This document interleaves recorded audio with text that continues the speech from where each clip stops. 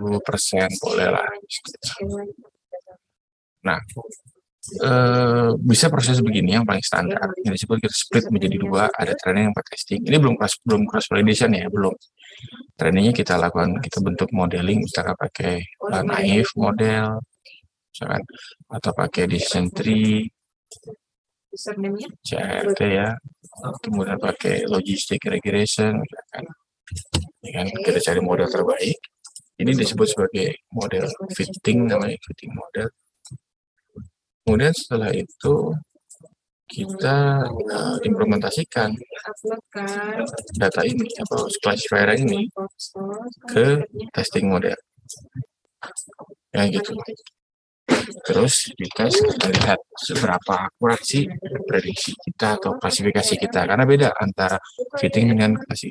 Jadi bisa jadi dia good fitting, bagus di fitting, tapi kita mengklasifikasi dia belum tentu bagus gak kualitas dari klasifikasi maupun dia prediction. Prediction biasanya untuk yang continue gitu. Bagus nggak dari situ. Kemudian setelah di fine tuning, biasanya diperbaiki sampai dengan testingnya bagus, baru nanti dicek ke validasi. Ini proses general prosesnya seperti ini. Ini belum masuk proses validasi, ya, belum masuk validasi. Nah, untuk mendapatkan model yang baik ini, saya kasih warnanya merah, warnanya kuning ini ya, yang pilihan tadi. Itu enggak, kalau cuma satu training ini cuma 70% kan. Kalau 70% berubah, maka bisa jadi model berubah kan. Makanya kita harus memastikan ini tidak overfitting di sini. Overfitting itu apa tadi? Utarakan bahwa kita terlalu melihat terlalu detail dan driven sama data tertentu. Makanya kita bisa lakukan proses di dalam masing-masing proses ini, di dalam proses yang kasih warna kuning ini, dalam proses ini itu bisa kita lakukan cross validation. Jadi cross validation itu nggak kalau kita lagi dua gini berarti tidak ada cross validation. Di dalamnya ada cross validation. Data yang 70% ini kita akan lakukan cross validation.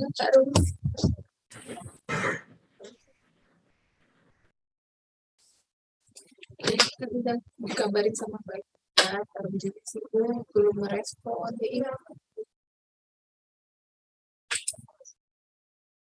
Kalau mereka berangkatnya nggak pakai tangan permisi,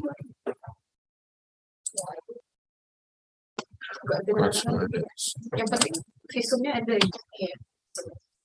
Nah ini kan validation set approach. Nah ini tadi saya bilang tadi validation approach kita bisa pakai validasi, kita split jadi dua, ada training testing bisa seperti itu. Tapi ya ini biasanya gini, kita ada yang kita sebut ini approach validation set approach. Tadi kita split menjadi dua, tadi saya bilang. Kemudian di split, kalau di sini contohnya misalkan kita mau lihat model mana, model yang pertama, model yang kedua dengan multinomial gitu kan. Kemudian kita paling bagus mana yang model fitting, kemudian baru setelah fitting kita tes apakah semua itu paling bagus atau tidak. Jadi kita split data itu menjadi dua, training, testing sama validation. Kemudian kita coba gunakan evaluasi data tadi, kemudian kita lihat yang paling bagus MSE-nya mana, itu yang paling bagus atau paling banyak, paling model yang kita gunakan. Nah, tapi dilihat sini, coba kita lihat yang di bawah ini, yang ada gambar di bawah ini ya, ini bawah ini. Ini ya. Ini itu ketika datanya cuma single split, jadinya kalau kita split menjadi dua, gitu kan, validation sama training sama testing. Ini yang split pertama. Kita mau lihat sebenarnya seberapa model mana yang bagus, multinomial apa di derajat berapa, 2, 4 dan seterusnya. Ini terlihat ini hanya satu split, ini split yang satu sekali. Sedangkan kalau kita coba rubah splitnya, pembagian data tadi menjadi beberapa kemungkinan, kan namanya split data bisa jadi beda-beda data yang bisa masuk ke training sama testing. Terlihat di sini, ini terlihat di sini, lihat di sini bahwa beda-beda nilai MSE-nya. Kadang ada yang bagus, kadang ada yang rendah gitu. Sehingga terlihatnya nggak stabil sebenarnya, nggak stabil. Kalau dia tidak stabil, maka kita harus cari model atau metode yang memang bisa stabil, tidak di drive karena data yang berubah maka hasil berubah, seperti itu. Ya, bahaya juga kalau kita coba model data berubah, datanya itu pasti ya nggak akan bagus gitu ya, kita akan menggunakan tuh data yang lain. Nah, kemudian berikutnya ya, nah, ada pendekatan yang disebut sebagai pendekatan pertama adalah Leave One Out Cross Validation, LOCV. Ya. Nah, ini sebenarnya intinya begini, ya, dia one out-nya kita keluarkan, baru kita lakukan modeling, baru sisanya itu dibuat validasi. Jadi trainingnya misalnya ada sebanyak N gitu ya, kemudian yang satu dikeluarkan, kemudian kita lakukan training dari pengamatan kedua sampai ke N, dan yang angka yang pertama tadi kita jadikan dia testing, kita tes dari situ model bagus atau enggak. Sudah kita fit pakai model training, kita validasi kalau dengan variabel variabel yang ada di observasi pertama, kira-kira Y-nya sama atau tidak. Kita ngitung MSE-nya gitu kan. Kita hitung MSE-nya, sehingga nanti kita lakukan sebanyak N kali, maka kita akan dapat rata-rata MSE untuk validasi ini. Nah, ini leave one out validation. Kita lakukan ini N kali, seterusnya kita dapatnya, kita hilangin yang ini, dan seterusnya kita lakukan. Sedangkan yang tadi kita pakai validation itu cuma pakai split bagi 2, sedangkan kalau ini leave one out validation ini lebih bisa menjelaskan robustness tadi, dan ini biasnya lebih sedikit, hanya memang tantangannya apa, kita bisa punya banyak N-nya misalkan 1000, berarti kita harus melakukan 1000 kali. Nah, ini makanya komputer intensif lah, artinya penggunaan komputer cukup banyak. Nah, kemudian ada yang disebut K-fold cross validation. Nah, ini sebenarnya spesial general case-nya dari LOCV. Nah, intinya gini, ini ada dataset, kemudian kita bagi dia menjadi misalkan K itu berubah antara bisa 5, 10, dan seterusnya. Nah, K-nya misalnya kita coba K-nya jadi sama dengan 10, sehingga kita harus split data itu menjadi 10 bagian yang more or less sama besar gitu. Ya, nggak harus sama besar eksak gitu, more or less kira-kira sama besar. Nah, kita punya 99, berarti ada yang 10, 10, 10, ada yang 9 gitu. Sama besar. Nanti ada seterusnya. Nah, yang warnanya orange ini, warna orange ini, itu kita jadikan dia testing. Yang warna biru kita jadikan testing. Ini untuk pertama. Kemudian yang kedua kita jadikan dia testing, yang sisanya dijadikan training. Kita lakukan seterusnya sampai dengan 10 kali. Karena jadi ada 10 kali ini K-fold gitu. Ini 10 kali, kita coba lakukan ini berulang-ulang kali. Jadi hal ini karena splitting data itu bisa kita split beda-beda, bisa misalkan urutan 1, 2, 3, 4, 5, 6. Kita bisa splitnya ini 1, 2, kemudian ini, atau kita bisa splitnya juga 5, 6, sisanya adalah ini. Sehingga ini yang kita sebut sebagai splittingnya 100 kali. Cross validation kita ulang sampai 100 kali untuk melihat seberapa robust dia terhadap perubahan data itu. Nah, ini kalau dilihat ya antara K-Volcker ini yang satu satu leaf anoncard validation, ini adalah eh, yang K-Volt, kelihatan hasilnya mirip, tapi dilihat memang di stable hasilnya nggak akan beda jauh gitu ya. Hanya memang LOCF itu harus computational intensif, jadi dia lebih ribet lah, lebih banyak untuk melakukan prosesnya. Seperti itu. Nah, ini dilihat bahwa validation approach, ini kalau lihat validation approach, ya kan, kalau kita pakai lawan validation approach, hasil seperti ini yang sebagai. Sedangkan kalau kita pakai cross validation, dia kan lebih stabil, sehingga memang preferable kita pakai K4 validation. Dan biasanya adalah pakainya itu 10, 5, 10 lah. Lebih mudah seperti ini.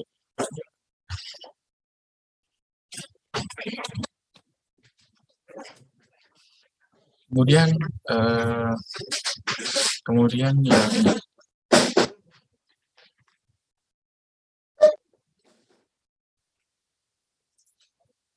yang ini kan lihat apa yang paling penting gitu. Biasanya kita lebih senang pakai K-fold validation, angkanya ini, dan lebih higher variance ya sebenarnya, meskipun less bias tapi lebih higher variance, jadi ada trade off antara keduanya gitu.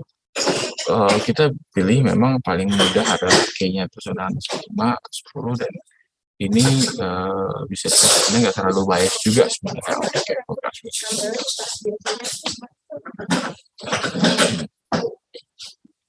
Nah, validation can be used in classical application.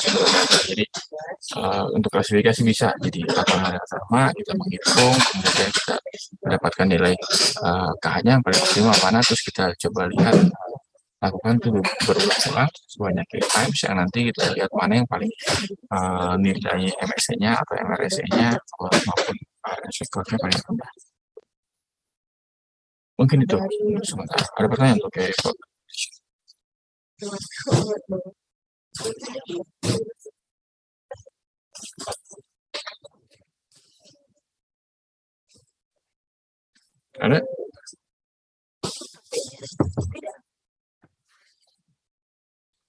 Halo Bill, ada nggak Bill? Belum Pak, belum ada Pak. Oke, kalau nggak ada berarti udah ini ya. Mungkin 20 menit ke depan saya minta kalian masing-masing coba lihat implementasi K-Fold validation di artikel ilmiah dan coba review apa yang mereka lakukan dengan K-Fold validation tadi. Pendekatannya apa dan pakai statistik apa aja di situ. Oke, silakan off cam bahwa 20 menit berarti sekitar ya 14.25 lah kita. Izin share screen, Pak.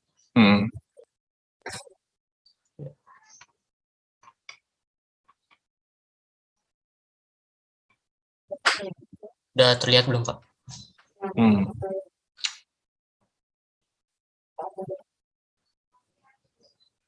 Ya, coba.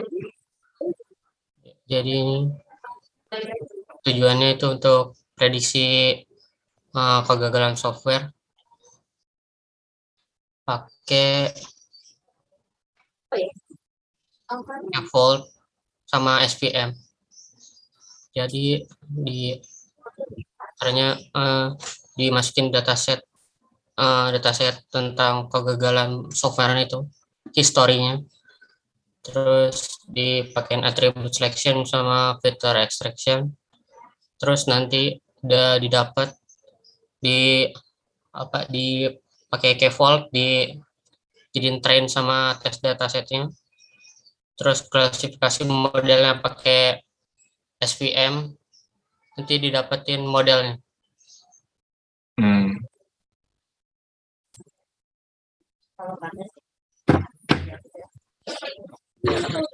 Coba.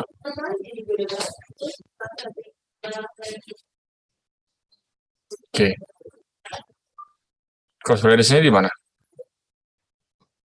Ini Pak, Multi-line testing. Oke. Ya.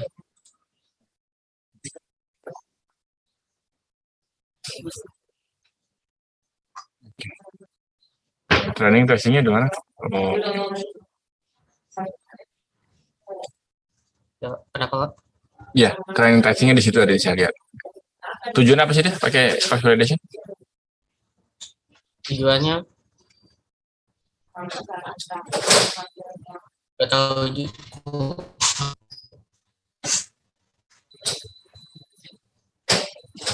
Kenapa? Buat ini bisa itu split datasetnya dijadiin training sama tes datasetnya. Tapi Dia, tapi buat apa dia sebenarnya? alasan khususnya nggak tahu juga sih kenapa pakai kevol. Kayaknya berapa? Kalau nggak salah ini soalnya penelitian sebelumnya pakai kevol soalnya. Ya, kayaknya berapa nilai kayaknya?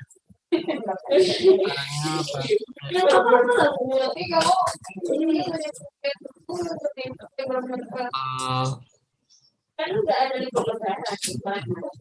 Eh, Akurasi, spesifikasi, terus hmm,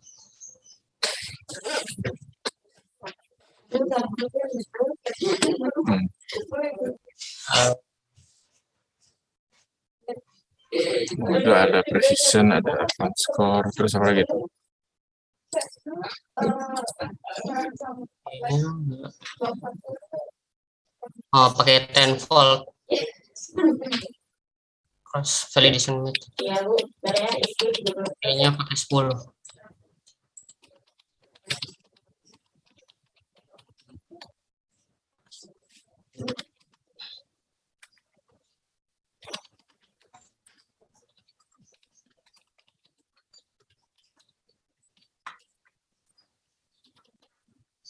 Ya berapa? Pakai 10 K 10. nya. Oke, 10. Oke. Oke, baik dari itu. Kemudian coba Umi, apa Mi? Pakai yang buat apa Mi? Tadi kebanyakan buat klasifikasi. Umi buat apa Mi? Cross validation ini di paper yang kamu buat. Ya? Klasifikasi. Klasifikasi juga. Oh, coba. Izin share screen ya, Pak. Ya.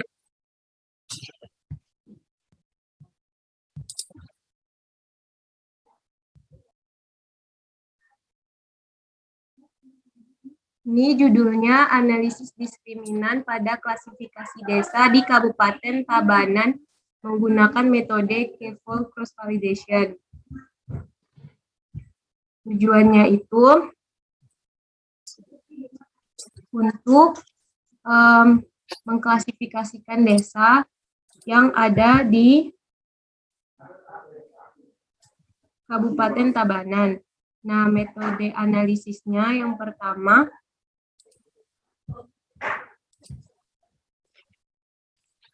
mendeskripsikan data karakteristik klasifikasi desa di Kabupaten Tabanan. Yang kedua, uji asumsi dasar analisis diskriminan seperti uji distribusi normal, uji kesamaan vektor rata-rata, uji kehomogenan matriks, dan menguji pencilan. Yang ketiga, mengevaluasi signifikansi peubah pembeda. Yang keempat, melakukan uji K-fold cross validation pada data. Data dibagi menjadi data training dan data testing dengan persentase proporsi tertentu secara acak. Yang kelima, mengestimasi fungsi diskriminan. Yang keenam, melakukan klasifikasi menggunakan analisis diskriminan. Dan yang ketujuh, uji ketepatan klasifikasi. Yang terdiri dari uji tingkat kesalahan klasifikasi menggunakan apparent error rate. Yang kedua, uji keakuratan klasifikasi. Yang ketiga, uji kestabilan klasifikasi.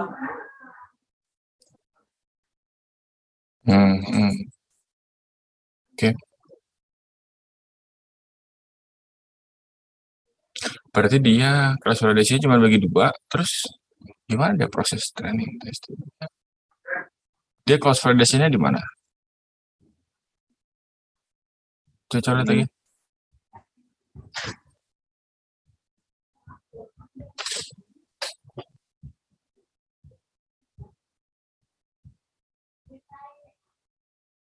Stepwise terus.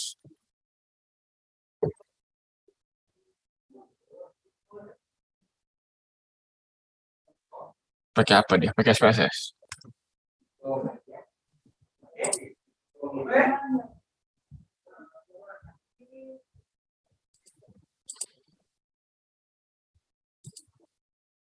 SPSS.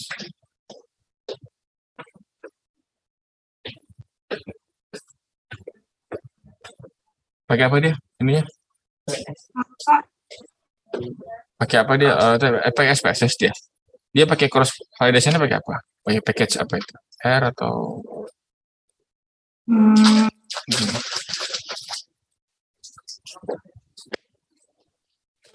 pakai bukan Kak. Tadi kalau tulisan SPSS.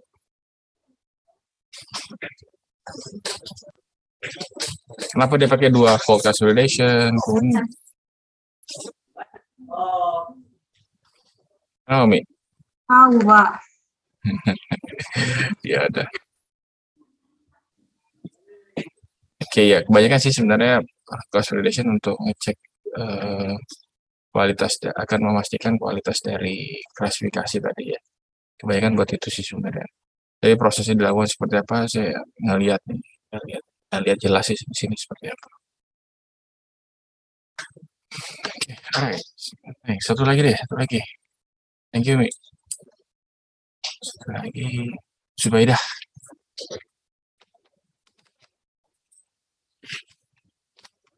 Ya, bisa share nggak apa yang di situ?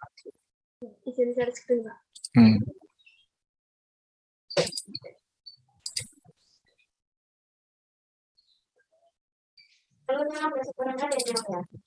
Jadi di sini judulnya itu ada analisis diskriminan dengan kafal untuk klasifikasi kualitas air di Kota Pontianak.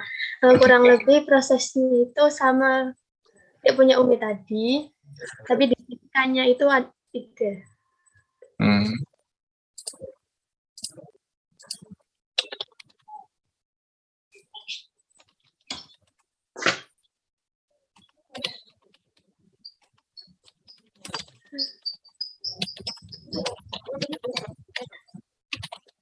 Yang pertama itu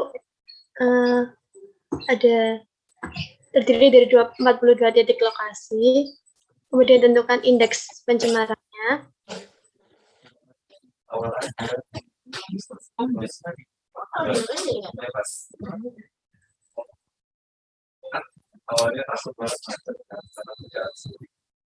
Terus diuji asumsinya, uji asumsi analisis diskriminan ada distribusi normal ganda sama varian covariance, dan ada dengan analisis diskriminan dengan metode Kafal cross validation. Di sini ada K-nya pakai 3.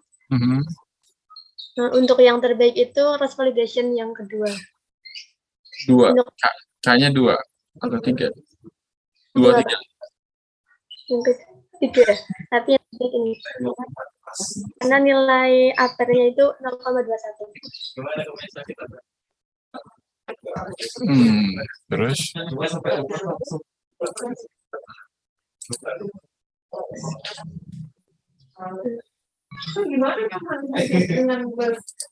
Hasilnya, model diskriminasi yang diperoleh itu dari 42 titik itu seperti 1, 2, dan 3. Kemudian yang terbaik itu nilai aper terkecil itu 0,21. Kemudian Ya udah, prosesnya aja saya nggak begitu jelas gimana cross validation discrimination, gimana proses dia pakai aplikasi apa. Jadi gini, nggak apa-apa, terima kasih ya, terima kasih Zubaidah share, thanks. Jadi intinya yang harus dilihat juga cross validation itu memang prosesnya saya utarakan tadi. Pada kenyataan untuk melakukan prakteknya di case-nya itu agak sulit ya, sulit untuk menghitung. Nah biasanya sudah ada package-nya di R atau di Python yang mendapatkan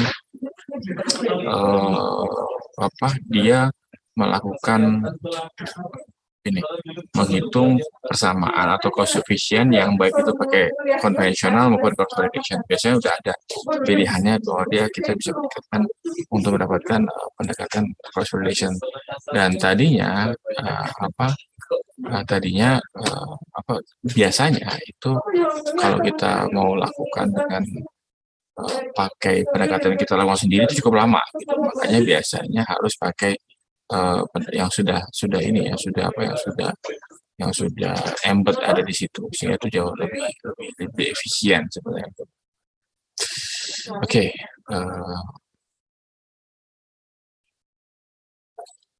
baik. Itu aja mungkin ya, cross validation banyak sekali digunakan. Nah, sekarang kita masuk ke slide yang sudah saya berikan.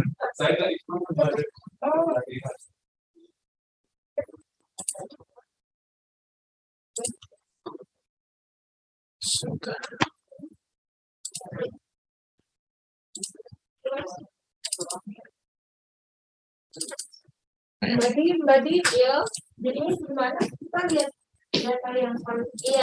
Ini kelihatan ya? Udah kelihatan ya ini ya? Ya. Ya, ini kita masuk ke Bayesian modeling. Bayesian modeling sebenarnya ini kayak semacam mazhab untuk pendekatan yang berbeda dibandingkan dengan yang biasanya kita dapatkan. Ya, kita dapatkan biasa pakai pendekatan frekuentis, ya, tidak ada frekuentis dengan ada Bayesian. Ini ada bukunya pakai Bayesian Computation with R, kan bisa download dari situ, bisa dapatkan, dan itu penggunaannya di chapter 2 dan 3. Contoh misalkan Bayesian dengan frekuentis bedanya apa sih? Ya, kalau ini contoh yang di slide ini dari Pak Budi ini adalah misalkan ada pertanyaan gitu, apakah matahari itu sudah meledak, gitu, eksplosi, gitu kan? Terus dia bilang ini si detektor ini, mesin ini itu bisa mengukur apakah sudah memang matahari itu meledak atau tidak gitu. Kemudian tapi dia bilang then it rolls to dice. Jadi dia bisa menebak gitu ya, bisa mendeteksi, tapi ketika dia melempar dadu, kalau dia keduanya muncul angka 6 gitu ya, maka itu bohong gitu hasilnya, tapi ketika itu lainnya, maka dia akan mengatakan sebenarnya. Kemudian dilempar frekuentis, dari hasil itu dia bilang dia roll, dari hasil itu kelihatan bahwa yes, bahwa dia muncul dia akan dia bilang yes gitu kan, maka dia biasanya adalah dia meledak gitu. Bohong atau tidak kita lihat ketika dia roll, kemudian ternyata dapatnya adalah kita lihat bahwa dapatnya bahwa peluang bahwa dia bohong itu kan 0,0027. Oke lah, 1/36 ya, atau 0,027. Makanya kita bilang, oh karena dia lebih kecil daripada yang kita syaratkan atau kita bataskan, p-value-nya lebih kecil dari 0,05, maka kita bilang bahwa memang dia berkata benar. Jadi memang jawaban dia benar, dan memang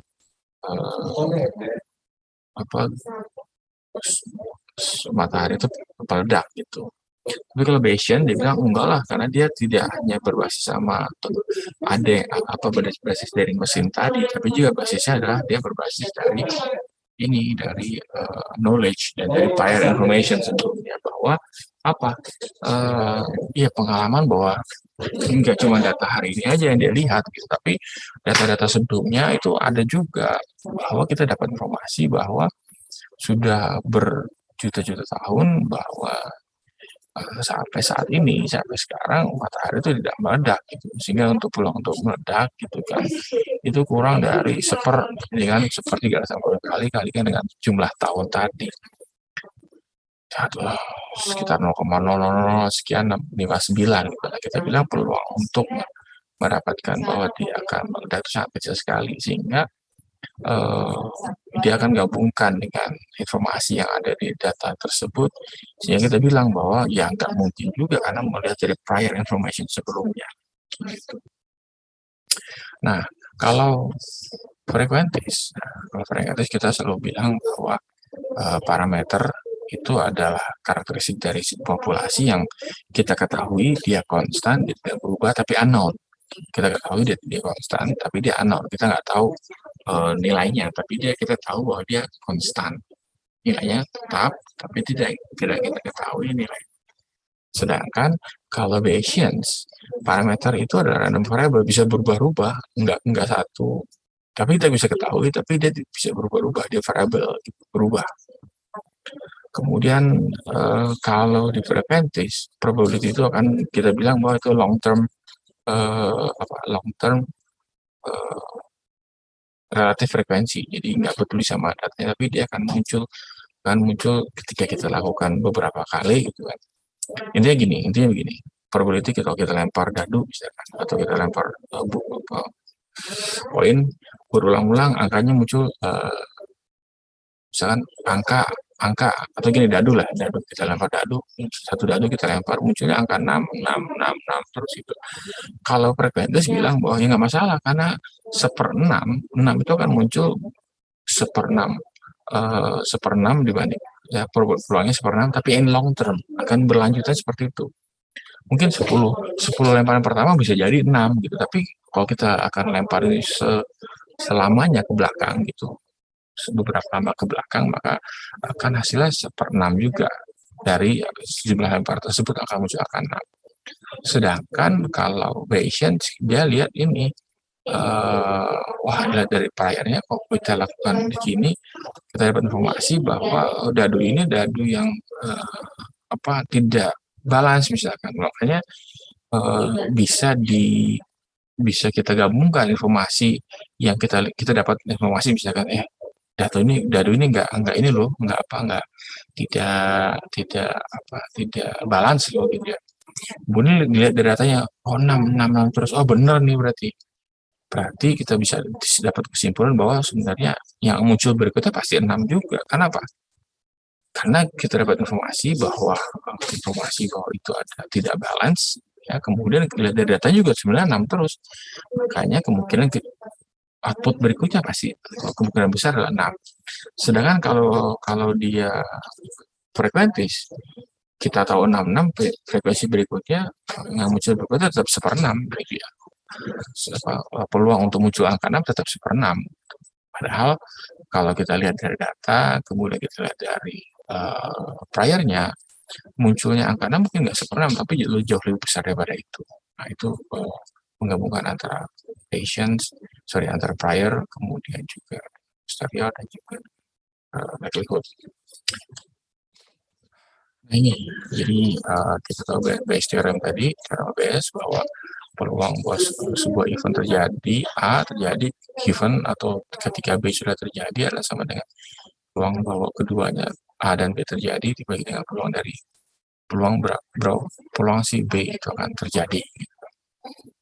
Nah, ini Bayes teorema ya, dan kalau kita secara umum kita akan dapatkan seperti ini ya, pecinta formnya ya, seperti ini. Dan ini menjelaskan bagaimana bahwa sebuah event itu akan terjadi ketika event sebelumnya sudah terjadi. Nah, kalau kita bisa melihat dari persamaan distribusi misalkan f theta x itu adalah berapa sih distribusi theta ketika kita dapat data, ketika kita melihat data, ketika kita melihat observe data x, itu berapa sih peluang bahwa theta itu akan muncul. Itulah sama dengan fx theta. Jadi fx given theta adalah berapa sih munculnya data tersebut kalau kita asumsikan bahwa theta itu sebesar theta gitu, atau ya kita ketahui bahwa tetanya sebesar theta gitu ya. Sedangkan f theta adalah priornya, berapa sih kemungkinan bahwa theta itu akan muncul sebagainya.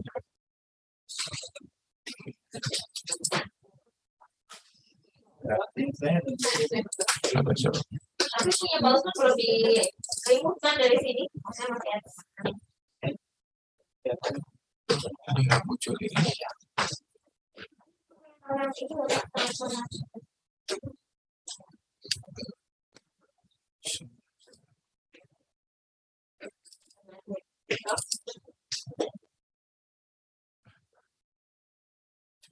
ada nih Pak.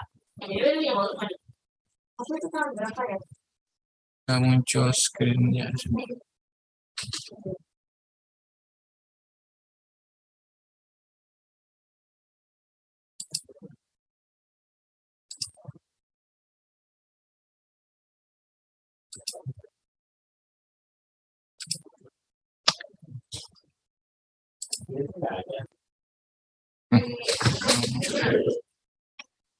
Saya mau share screen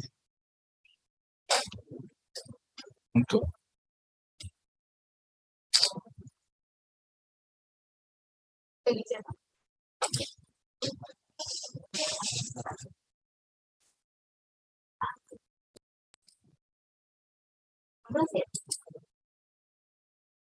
hmm,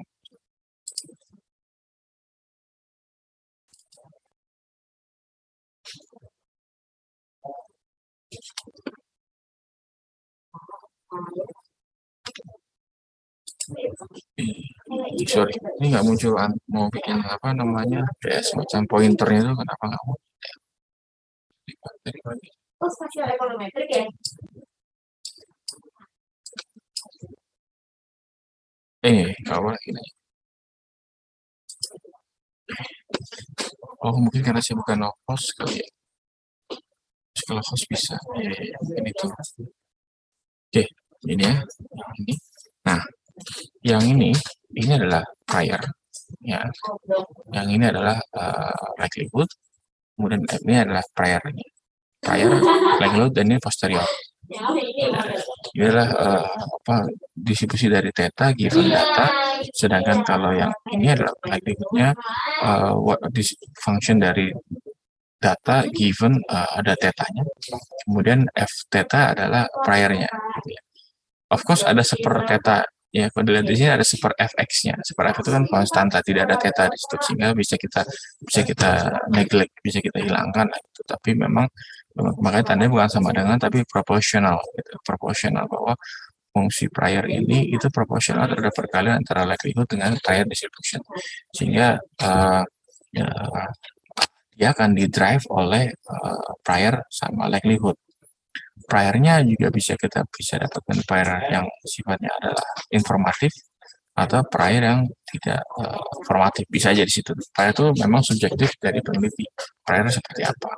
Makanya BS ini yang base teorema ini jadi isu adalah priornya, gimana pembelian priornya gitu. Dan isu berikut adalah ketika kita melakukan perkalian dua distribusi ini, tidak serta-merta kita bisa dapatkan tidak serta-merta kita bisa dapatkan persamaannya tidak bisa diselesaikan, sehingga tetanya pun tidak bisa didapatkan.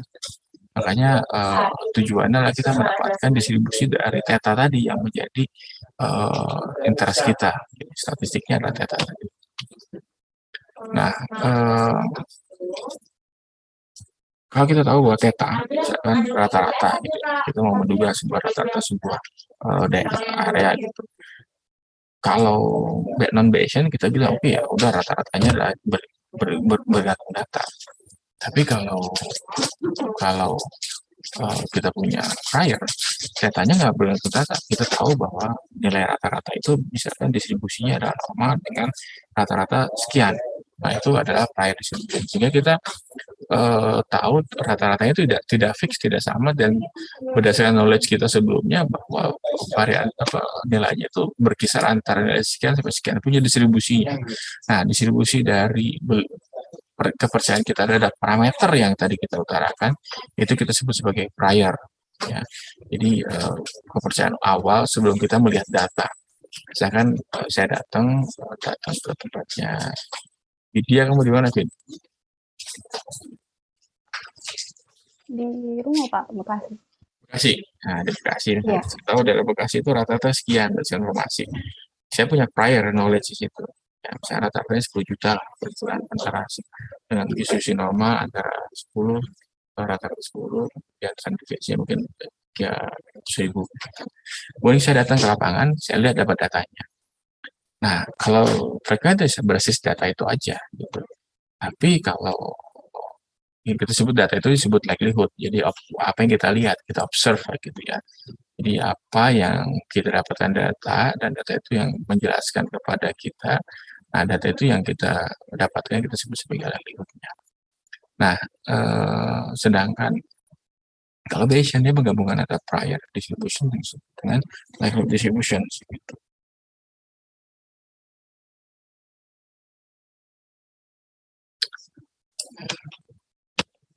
Nah,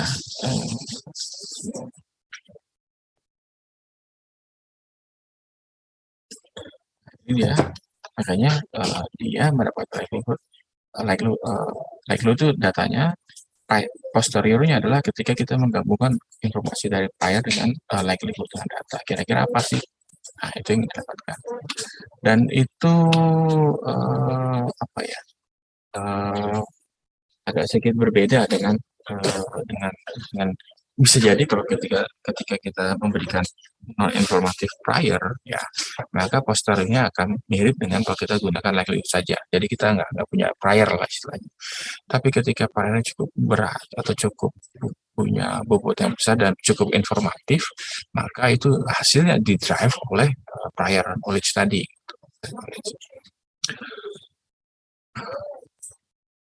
Nah, misalkan gini, Sarah mau ketemu sama Ridwan, misalkan. Sarah ketemunya di Indomaret di mana gitu kan. Kan tapi Sarah udah tahu Ridwan tuh biasanya ngolor OTW jam 10 belum bangun lah. Udah nah, kita janjian jam 10 lah. Tapi Sarah udah datang ya lah, paling dia datang jam setengah 11 gitu. Kan gitu kan, janjiannya 10 gitu. Nah, si prior tadi itu berdasarkan likelihood sebelumnya kan. Sarah udah ngeliat udah ketemu udah sebelumnya itu likelihoodnya. Jadi kalau Bayesian dia akan terus updating. Sedangkan kalau frequentis dia nggak berdasarkan prior. Dia cuma lihat oke, peluang bahwa dia akan terlambat atau tidak ya 50% misalkan 50-50 gitu. Tidak melihat dari data sebelumnya. Nah, ini ada bedanya yang disebut sebagai probability dengan likelihood. Likelihood itu ada kemiripan lah gitu ya, sedangkan kemungkinan gitu ya, sedangkan probability itu peluang. Gitu. Probability peluang. Jadi misalkan gini, kita dapat nilainya adalah confidence interval, misalkan kita dapat nilainya mu sama dengan 13 nilai aslinya ya. Berapa sih peluang bahwa nilai tersebut berada di antara 5 dan 10? Kita bisa dapatkan bahwa itu sekitar 0,24.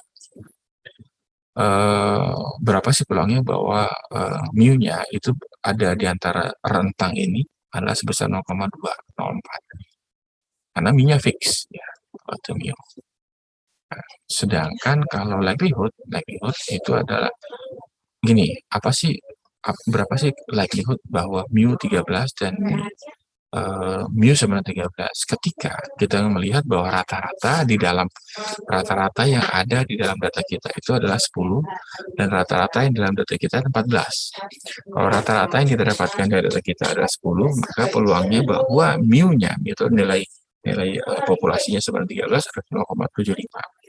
Sedangkan kalau X-nya rata-ratanya ada 14, maka 0,97.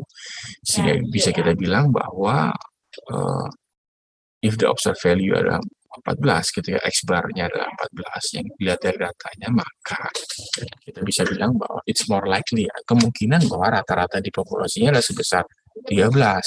Kenapa? Karena memang kalau kita lihat kita bandingkan lebih tinggi dibandingkan ketika X bar sama dengan 10. Itu lagi. Nah, ini memang ini tadi kan saya bilang confidence interval. Confidence interval itu ketika kita melakukan pengambilan data secara berulang-ulang gitu ya, satu sekali dan kita bisa bilang bahwa nilai parameter yang ada di populasi tadi atau mu itu ada di rentang sekian dan kita yakin 90% ada di dalam rentang itu dan mu tetap itu tuh sedangkan kalau credible interval yang ada di Bayesian kita bisa bilang bahwa nilai mu itu bisa berubah. Perubahannya apa Pak? Antara sekian sampai sekian. Itu bedanya. Saya ulang lagi kalau credible interval kita bilang bahwa nilai mu itu fix tapi unknown tidak diketahui, tapi dia kisaran antara misalkan 10 sampai 15 misalkan. Seperti itu confidence interval. Sedangkan nanti di Bayesian kita bisa mendapatkan yang disebut sebagai credible interval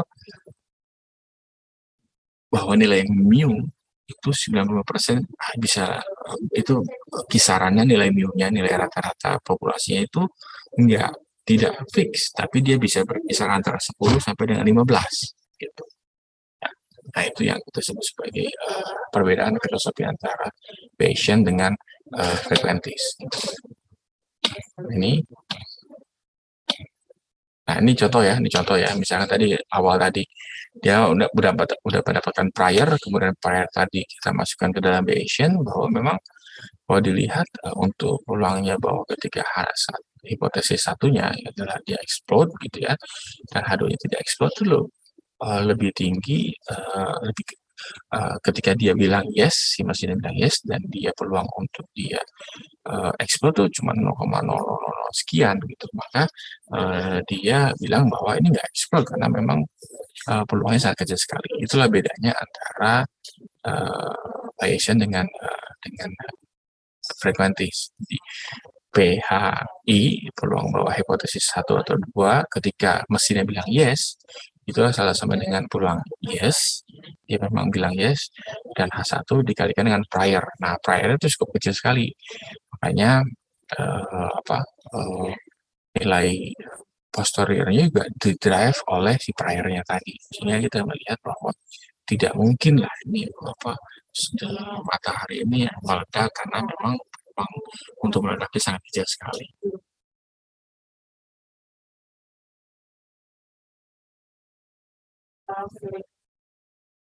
Oke. Nah, tadi ini diulangi lagi, prior itu adalah probability distributions. Jadi seseorang atau peneliti, kepercayaan seseorang peneliti terhadap sebuah kuantitas yang sebenarnya kita harapkan, misalkan theta itu adalah misalkan explode atau tidak, kemudian rata-rata, distribusi dari rata-rata, kemudian coefficient regresi, itu kan coefficient ya.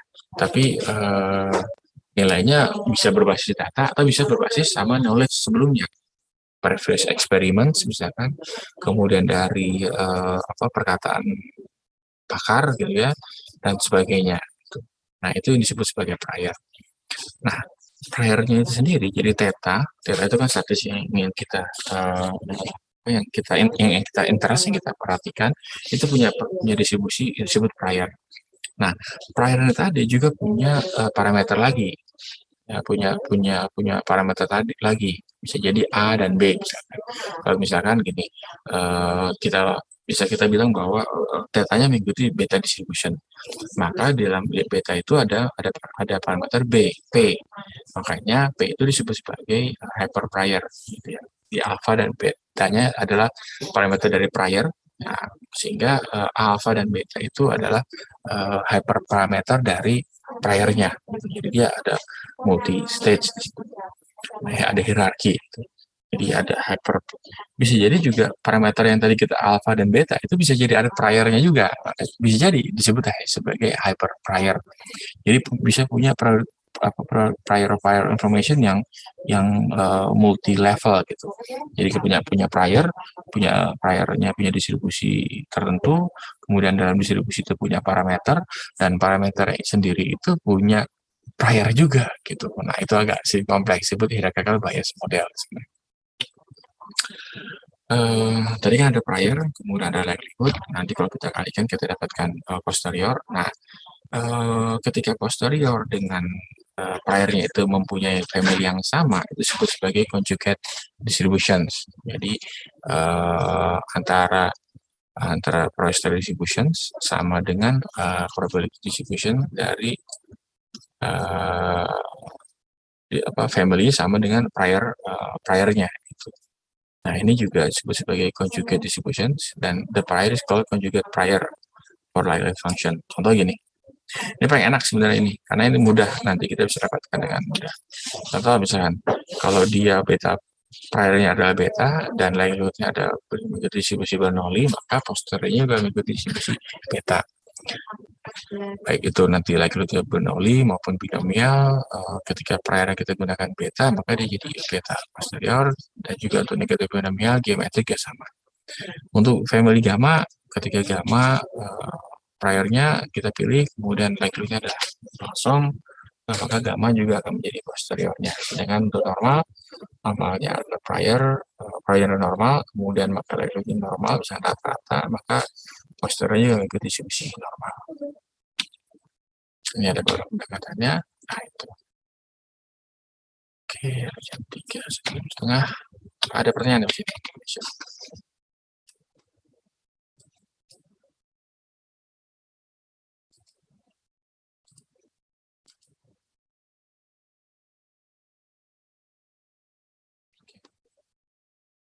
Kalau nggak ada, tugasnya untuk jam responsi jam 4 ya, ngumpulin.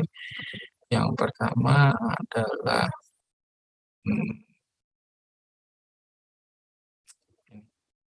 coba review artikel yang menggunakan patience approach, teknik patience.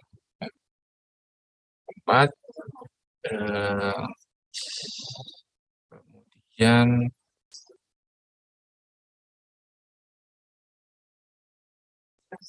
ya, review itu guna contohnya,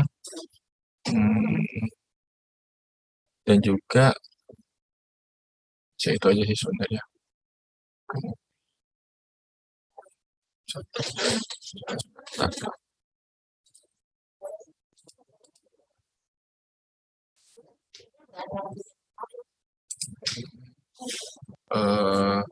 Dia untuk review dari artikelnya ada terkait Bayesian, kan review, kemudian pendekatan Bayesian itu apa, dan kenapa menggunakan Bayesian, harus dijelaskan di ininya, di hasil review kalian.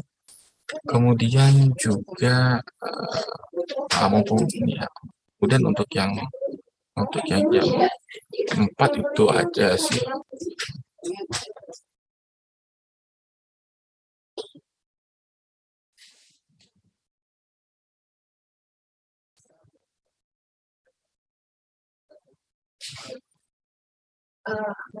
Nah, sama ini. Kemudian juga untuk tugas kelompok. Tugas kelompok adalah gini, ada satu yang lupa. Tugas individu sama tugas individu adalah coba cek beberapa aplikasi atau contoh Bayesian analysis dengan R yang simple analysis saja untuk yang itu kelompok aja deh, biar agak panjang gitu, dengan menggunakan R. Untuk kelompok yang dikumpulkan mungkin minggu depan aja gitu ya. Untuk yang jam 4 itu aja review artikel, kemudian Bayesian itu untuk apa aja. Ringkasan mengenai Bayesian itu apa, kemudian ada prior, conjugate, dan itu fungsinya buat apa, kemudian review artikel ilmiah, implementasinya apa aja, kemudian contohnya seperti apa, dan mengapa menggunakan Bayesian. Itu yang untuk tugas individu yang dikumpulkan jam 4. Kemudian untuk minggu depan kumpulkan individu kelompok adalah coba kalian search implementasi Bayesian analysis untuk misalkan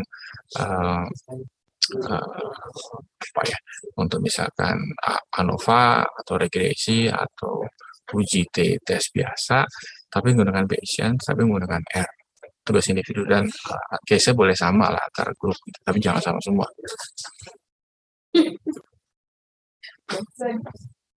Oke, ada pertanyaan?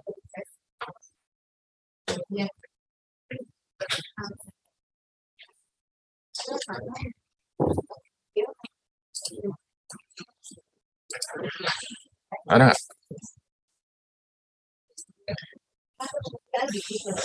Udah ngantuk aja, udah gini ya. Jam 2 siang soalnya nih, waktunya tidur siang ya, nggak ya? Oke, kalau nggak ada kita cukup sekian. Nggak ada ya, cukup sekian. Nanti kita ketemu lagi ke depan, dan jangan lupa dikumpulkan nanti jam ini.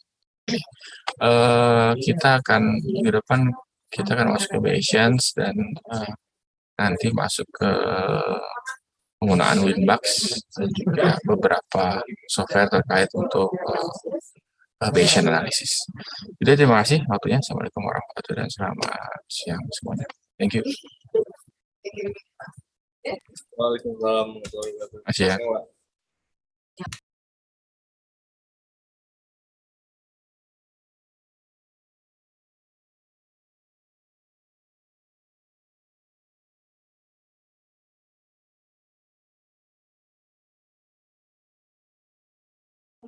Ya.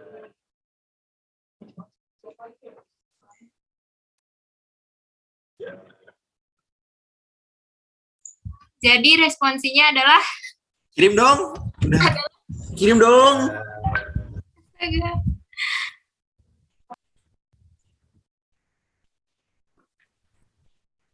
suara bapaknya nggak jelas. Astaga. Jujur lu pada tadi ngapain selama ini? Nonton badminton.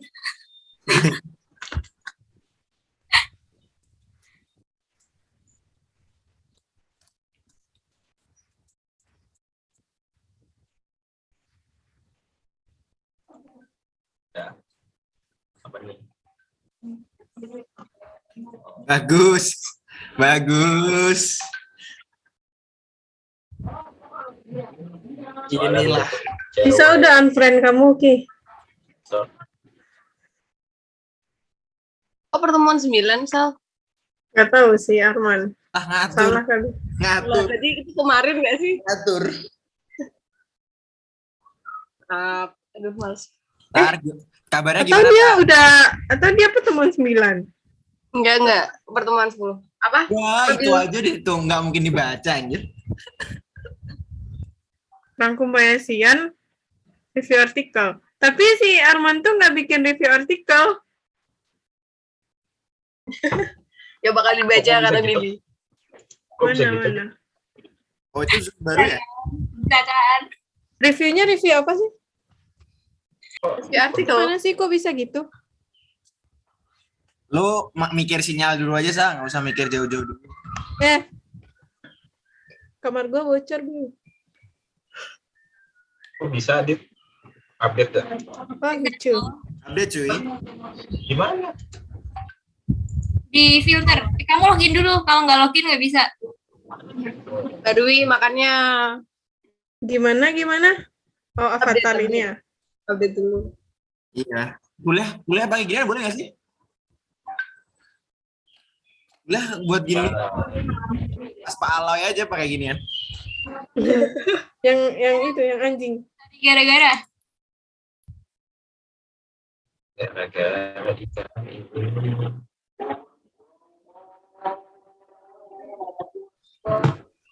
Bekasi.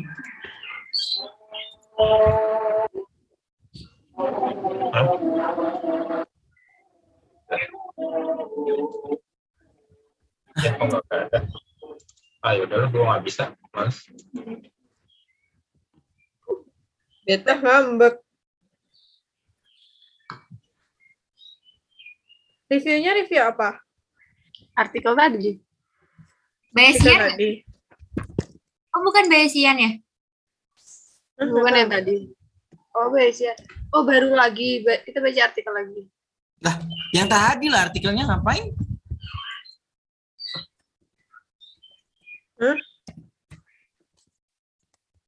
Iya. Ini suruh Bayesian. Aduh, nggak dulu deh. Kan si yang tadi ada Bill. Yang mana? Yang dikirim enggak? Emang iya. Kirim Bill. Kirim ke grup kelas. Gua aja yang ngirim. Kamu aja.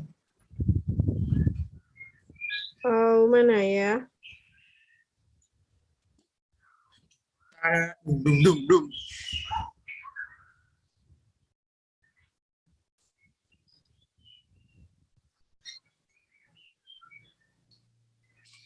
Udah mau live. Dadah guys. Terima kasih. Nah.